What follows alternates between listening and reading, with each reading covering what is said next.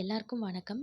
இருமல், ஜலதோஷத்துக்கு இயற்கை மருந்தான தூதுவளைய வச்சு ஒரு சூப்பரான தொகையல் எப்படி செய்யறதுன்னு பார்க்க போறோம். இந்த கிளைமேட்டுக்கு இந்த தொகையல் வெறும் ரைஸ்ல போட்டு சாப்பிட்டா அவ்வளோ டேஸ்ட்டா இருக்கும். இப்போ வாங்க எப்படி செய்யறதுன்னு பார்க்கலாம். அதுக்கு இதெல்லாம் தான் தேவையான இன்கிரீடியன்ட். வீடியோ பிடிச்சிருந்தா லைக் பண்ணுங்க, சேனலை மறக்காம சப்ஸ்கிரைப் பண்ணுங்க.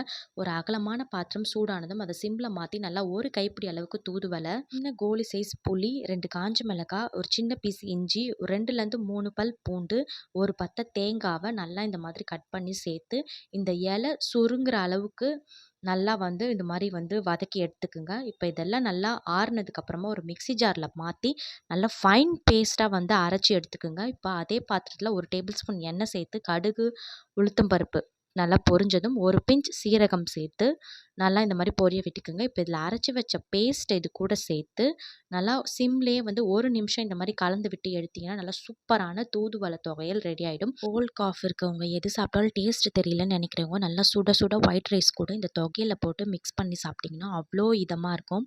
இந்த கிளைமேட்டுக்கு இது மஸ்ட் ட்ரை. ஸோ சேனலை மறக்காமல் சப்ஸ்கிரைப் பண்ணுங்கள்.